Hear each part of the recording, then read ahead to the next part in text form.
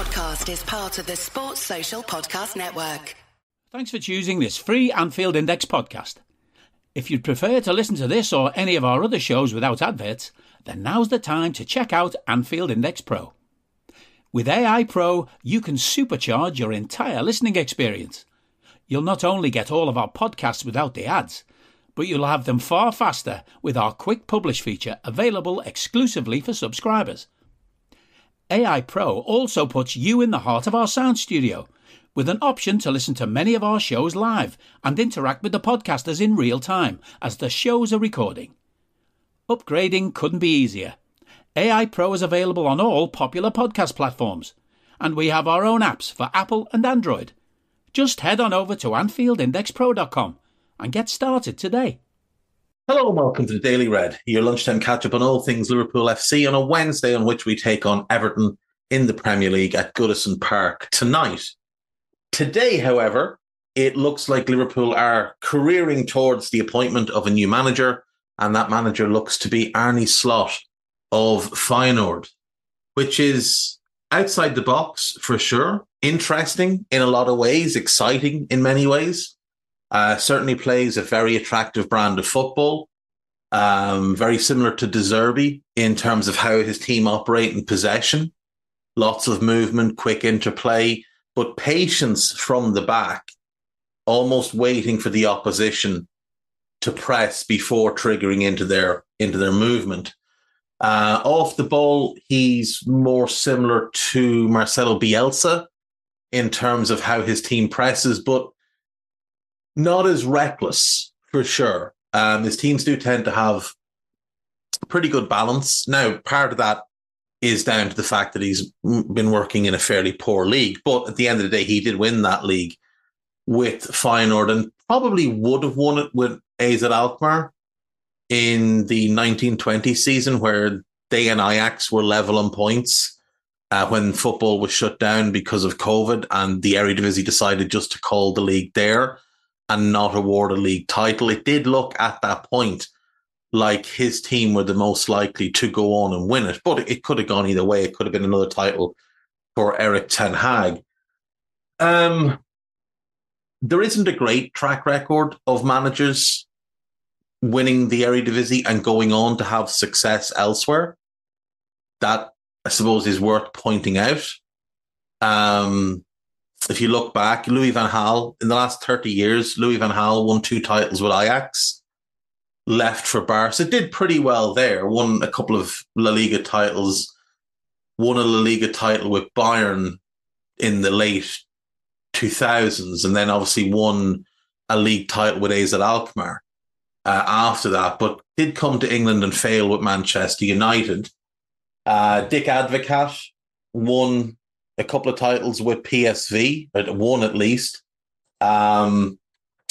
He did pretty well with Rangers, but not so much anywhere else. You have Feyenoord winning it in 98-99 under Leo Beenhakker. He didn't have a whole lot of success after winning that, but he had success prior to that, winning 3 straight league titles with Real Madrid. Beyond them, Gus Hiddink won, I think, 2 or 3. He's one of the more overrated managers in history. Never really done much outside of the Eredivisie. Obviously has had great success with Eredivisie teams, notably in the 80s. Ronald Koeman won 3 titles, 2 with Ajax, 1 with PSV, and has obviously failed wherever he's gone outside of there. Barcelona, Valencia, Benfica, Southampton, he wasn't great. Everton obviously was a failure. So that's not ideal. You've got Steve McLaren, won the title with 20, which was a good achievement, to be fair, but again, didn't do anything elsewhere. Frank de Boer won 4 league titles with Ajax, failed at Inter, failed at Palace, failed at Atlanta, and failed with the national team. Philippe Cocu won 3, failed at Derby. Gio van Bronckhorst won it with Feyenoord, failed at Rangers. And then Ten Hag won 3, and obviously he's failing at United. Slot won it, and Peter Bos is going to win it this year, and obviously he's already failed at Dortmund and at Lyon. So just not a great track record of Dutch managers, specifically Eredivisie managers, having much success outside of their homeland. And frankly, other than Louis van Gaal, there hasn't really been a great Dutch manager since the early days of Hendrick. But even he became more of a mercenary later on, and more of a, any paycheck will do. Did have, to his credit, good success with PSV in the 80s. Won a European Cup with them, but since then, not a whole lot, other than the titles he won when he went back to PSV. Van Gaal and him won European Cups with Dutch teams and didn't win one with anyone else. It's a bit of a worry. But again, look, Arne Slot might be the one to buck the trend. He might be the one to change things. It is a gamble, but anybody coming in to replace Jurgen was going to be a gamble. That's just the manner of it. He's a bigger gamble, I think, than some others. But if it is to be him, and look, it again might not be, but as things stand, he seems to be the one that they're focused on. If it is to be him, then we'll have to get behind him. But you've just got to hope he can come in and hit the ground running, because there's no real time for settling in. Not at this club. You've not with what you're taking over. You've got to hit the ground running. He does inherit a very good squad that should suit the 4-2-3-1 that he likes to play. If you look at how he uses his players, Gertrude is his right back. I've seen some people suggest he inverts him into midfield a lot. He doesn't. He inverts him into a back 3, slightly advanced of the other two, almost in that like defensive half space, and plays him from there. And it just gives him an extra man. So he could do that with Trent for sure. His left back, he wants playing high and wide and overlapping non-stop, similar to what Robbo would have done in his prime. That's an area we'll need to address this summer. So Milos Kerkez would make a lot of sense. He was someone that when Slot was at Alkmaar, he tried to sign him for Alkmaar, didn't get him. He went to Milan instead, and then Alkmaar signed him the following year. Obviously, he's since moved on to Bournemouth, where he's had a decent first season in the Premier League. But I could see him being someone that we target. Virgil and Ibu will be fine. You'd like maybe to bring in a centre-back just because of Ibu's injuries. But we will have Gomez, we will have Quansah. And if we're playing a back, like a flat back 4 or just a back 4, Virgil, Ibu, Gomez, Quansah, and maybe Sepp Vandenberg stays and doesn't join Mainz if they don't take up their option. That 5 would probably be enough to go for a season. Trent right back, new left back. We'll need one in midfield. We need one in midfield anyway. Alan Varela would fit perfectly into a Arne Slot midfield along with Alexis. Those two as a double pivot, I think, would be pretty close to perfect. I've seen a lot of people mention Mats Wiefer. Good player, without question. We can do better. There's a capability of us doing better than that. And that's what we should aim to do. But if it is Wiefer, I mean, he's a good player. He's better than what we have now. It's just that, again, we could do better. I think he's going to want 2 new wingers, frankly. None of our left wingers are good enough or consistent enough. And Mo just isn't a good fit as a winger. Now, he could fit as the 10 in the Calvin Stengs role. But I'm not sure I see Michael Edwards giving him a new contract. given his age, given the wages, I think Edwards, being the way he is, will probably look to sell Mo and get as much as he can. And that could potentially fund 2 players to come in. Assuming Mo leaves, Dominic as the 10 is the natural fit. Olise right wing, Kudus left wing could be really good. Olise definitely has a buyout clause. I'm fairly certain Mohamed Kudus does as well. The reason his move to Brighton fell apart is because Brighton wouldn't give in to a release clause.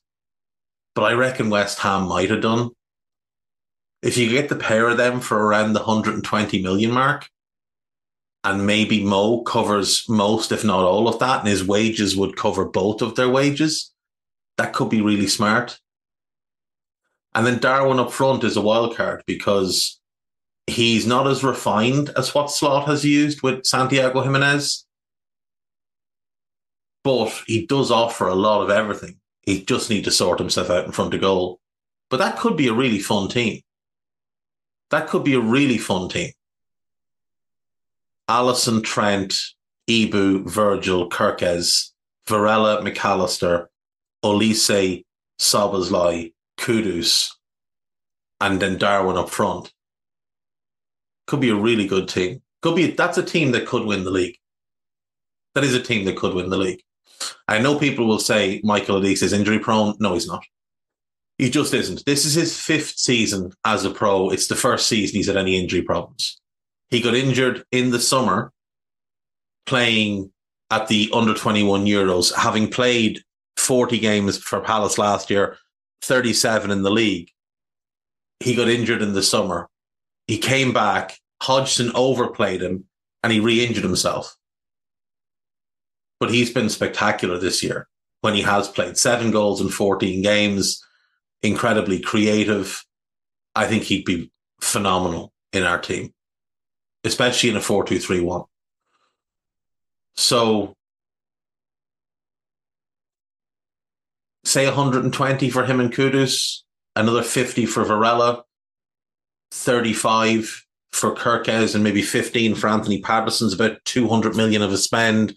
Mo should bring in 100, 110. I think Luis Diaz goes. That's another 60 perhaps. So that's 160 to 170. One of the existing left backs, I assume, goes. I think it will be Robbo because he's out of contract in 12 months and he's 30. So say 20 for him. That's 180 to 190. And then Queven Callagher will easily bring in 20 to 25. So it's not, you'd still need you have the backup goalkeeper in Patterson. Yeah, it's easily doable without spending a huge amount in terms of net spend. It is easily doable. Even if Kudus costs more, like there's still going to be a budget there to spend. And Mo will bring 100 million from the Saudis. They will pay 100 million for Mo. Look what they paid for Neymar last year. Neymar had 1 year left in his contract, same age as Mo, not as good as Mo, and doesn't have that Arab factor that Mo has to go to Saudi.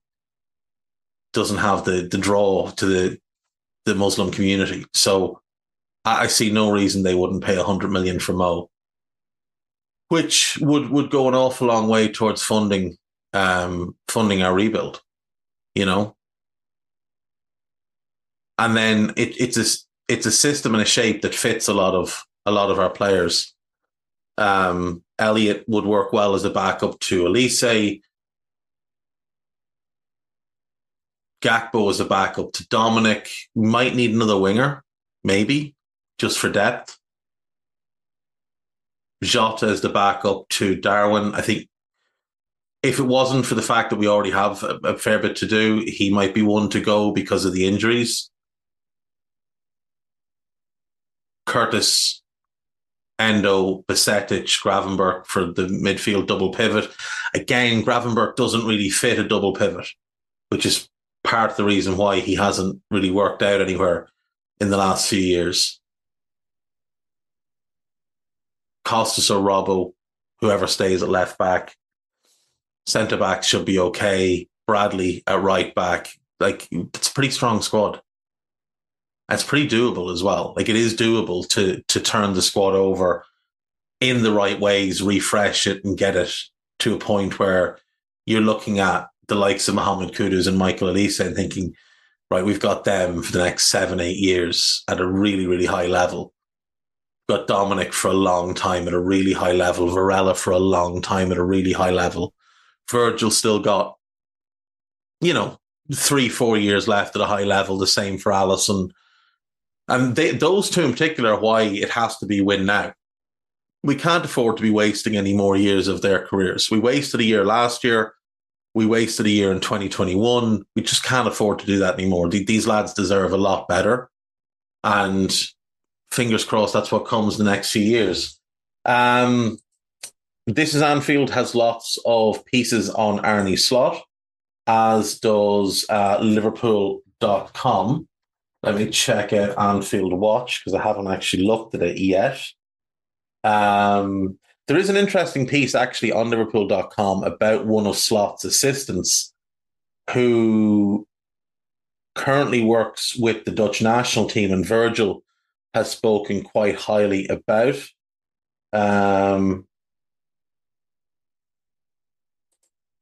Remarkable Ruben Amorim U-turn set to be announced this weekend. What is this?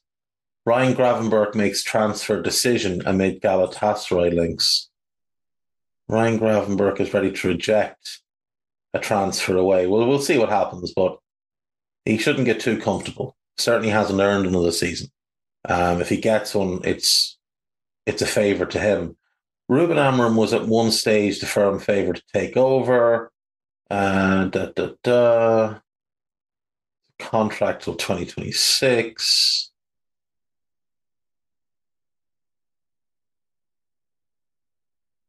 In a stunning twist, it has now emerged that Amorim is planning to stay with Sporting. Interesting. I'm not sure where that's emerged from,